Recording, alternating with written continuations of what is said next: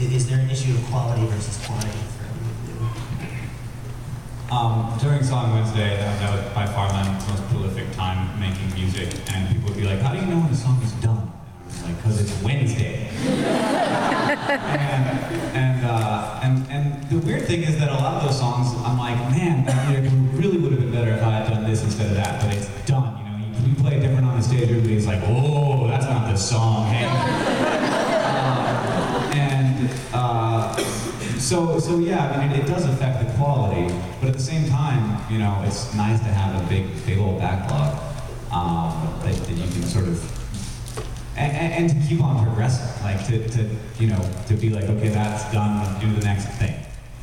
And I'm really happy that I did that, and I'm kind of glad that I stopped. No offense, but I like to now work longer on songs. Yeah, I'll go. I first off will say that I just super admire everyone that has done like weekly projects or a song a day is like such a daunting schedule. I can't even imagine, but it's just a spectacular project. And you know, we aspire to have that level of discipline in what we do and put out stuff on a really regular schedule. But I will say that we are deadline people when it comes down to it. We push really hard at the end. Whether it's an arbitrary deadline or an actual reason that we have to put something out. To your question about you know, quantity versus quality, the way I would put it is like sometimes going for quantity first helps you find the quality. And as someone that like works really collaboratively with Michael and our other brother Andrew, my wife Sarah, a lot of times you'll get an idea in your head that might not even be that great. It might be a bad idea. But because it's in there, it just kind of stays lodged. And until you write that thing out and do it and complete it, you can't get past it to the next one, which might be your good idea. So by being on a regular schedule and just getting through all those things that are sitting in your head and like establishing them as complete, it allows you to get through all the other things that might actually be the good thing you're looking for in the first place. I don't know. The one other thing I'll say about being collaborative is you just have to be so open to hearing when that good idea arrives. Because I will very often be too precious with the thing that I came up with, even if it's not the greatest. I'll come up with 4 lines that rhyme on like, okay guys, here's how the song's gonna go like this. I went to the store. And then Michael comes in and like with some like beautiful poetic rhyme or like really nails a joke or something like that. And I'm like, no, that's terrible. I don't know if you heard the thing about the store, but it's and then it takes like several minutes to like let it sink in, and then you just have to be that guy that says, you're right, your joke is better, your rhyme is better, your poetry's more beautiful, like our thing is gonna be better because you're open to hearing when that good idea arrives. Yeah, I bet definitely with the stuff that I do, whether it's parody or whether it's an original, the comedy for me is always the first priority. So sometimes, I'll be working on a song and I'll have this little, oh man, this little cool guitar riff right here. This would be a great place for this little guitar solo, and I'll work on that, and then I'll realize like no one's laughing there, or sometimes you kind of make that thing and then you go, you know what, just a fart noise there would be better. And sometimes, because when we first started, Jake Judd now who's sitting over there is a brilliant musician, and I wouldn't have been able to do any of this stuff without him. But it was great because he had this backlog of I don't know how many songs that he had made. So sometimes I'd be like, I just need something that sounds like a slow jam, and he would just be like, oh yeah, I made this in college, here you go.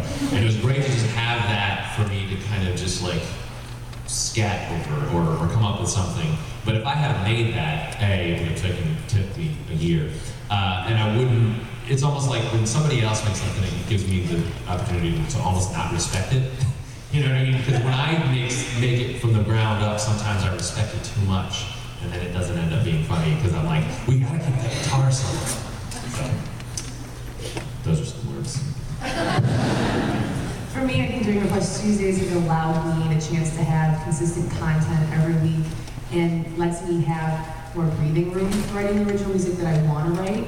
So it's never that I'm just disappearing for a few months and then come out with, here are a few songs I've been working on. I'm putting out things consistently, and not just Request Tuesdays, I'm doing vlogs too, so people are always hearing from me in different ways, and I'm kind of a part of what's going on. And they don't, it seems they don't feel like I'm neglecting them or I'm off doing my own thing. So when I put out an original song, they get really excited, but it's not like they haven't heard from me all week, you know? I'm constantly putting stuff out. So it's my way of doing things and being creative with something that isn't mine and kind of doing my version of it. And then in the meantime, working on stuff that is solely mine that I want to bring to them. So do you find that there's a difference there when you're working on an original song versus a cover, or an original song versus a parody? Like, are there very different working processes that go into that?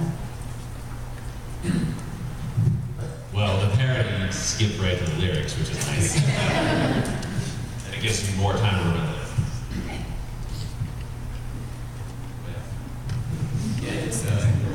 It's actually, it's the opposite when you're writing a duet with Joe Biden, you skip straight to the music. You already saw all the lyrics. And the lyrics are, "We found Osama bin Laden!" And that's his whole song. He's brilliant. He's a diva, but it's a double-edged sword. Great hooks. He needs green M&Ms. He's the best unintentional singer. I don't understand the idea of writing lyrics and music separately. I've never done that, and I can't even conceive of doing it. So like when I'm doing a parody, it actually feels very similar. Not that I've done a lot of them. And with covers, I always feel like, boy, this is just like, man, this is so easy. I just get to be like weird on top of something somebody else already created. I love doing covers. I love like covering Avril Lavigne or something that's totally outside of what I should like as a person, but do anyway. And then just making it really. Some of Avril Lavigne's songs are really great songs. She just really screws them up.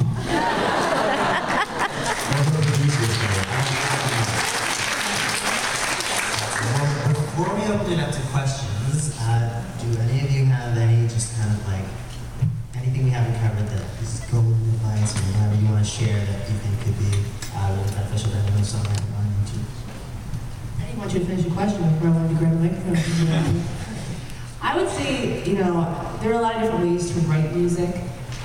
For me, I think the best thing is write the music that you want to hear and write the music that you're going to be proud of. Just like any other video project that you do things that you enjoy. Because at the end of the day, you can do things because you think other people will be looking at your subscribers and views, and that's one way to do it. And sometimes that's important, if that's where your goal line is. But at the end of the day, you want to be making things that make you laugh, or make you cry, or make you feel, because the emotions you have towards what you're making are the emotions that people that are connecting with it are going to have. And that's kind of the greatest part of writing things, is you're taking people out of their lives for a few minutes and making them feel something or think about something. And I think that's kind of the coolest thing about being a songwriter, is that you're not just, you might be writing songs like for me, I write songs selfishly for myself because someone broke my heart and I'm sad and it's 3 in the morning and I have nothing to do. So I write a song. But then when you see how other people take that song and interpret it and connect it to their lives, it's a whole other level, and you realize that you're a part of something so much bigger than what you thought you were doing.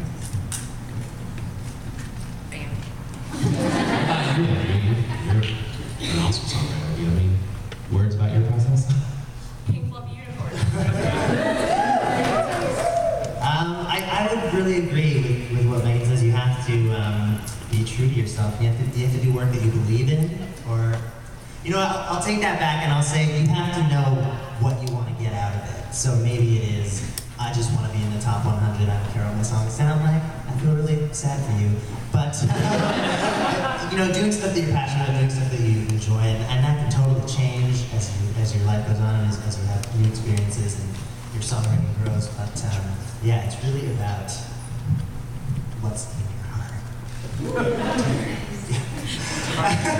Only darkness. Does anybody have any questions? Oh yeah, I think that just 2 quick things. The biggest things for me are, one, just don't be afraid to write bad songs, because even if you write bad songs, you still get better writing songs. Like some of the best songwriters say, you have to write 100 songs before you really get good at it. And then for me, the second thing is, if you have an idea, just record it right away. I always record it on my phone, because otherwise you're just screwed. Like, I'll wake up in the middle of the night and be like, oh, I have the best idea ever, I'm tired, I'm gonna record it tomorrow. And then you wake up and you don't do it at all. Also, some people love bad songs. They ironically like it.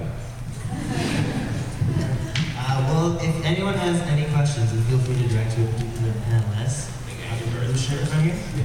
My question's for if you could work with one intentional singer, who would it be? Actually have them come and record and try to sing real. The question was, what intentional singer would we most like to work with?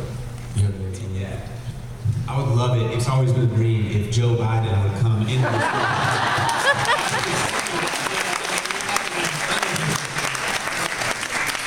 Never worked with us as an intentional singer.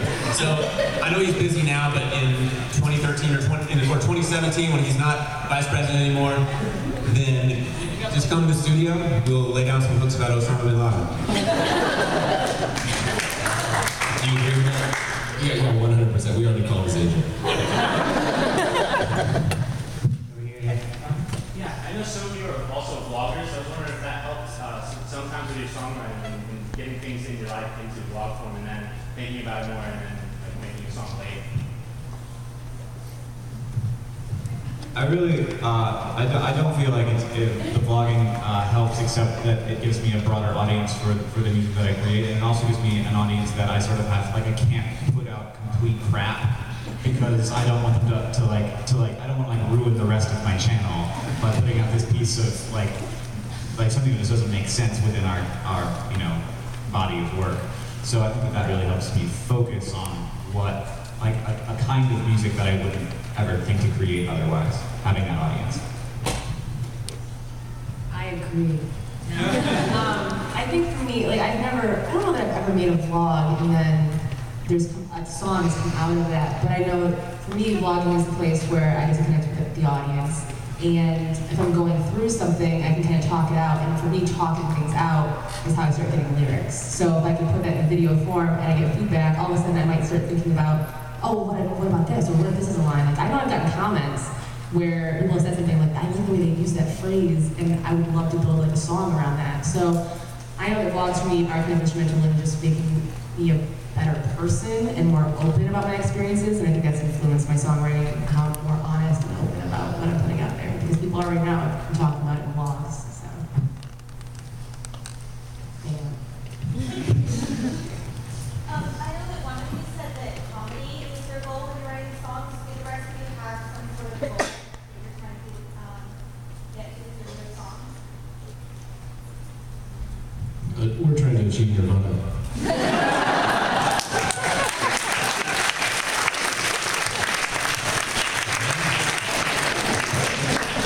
My goals have changed quite a bit, because I used to do primarily comedy, and I've been trying to like transition over to just being a serious musician, and it's been more fulfilling for me, but the views are down a bit. So I think I would put it out there that it's great if you know what you want to do the most from the start, and transitioning an audience can be a difficult thing, but I think it's worthwhile if you're doing what you want to do.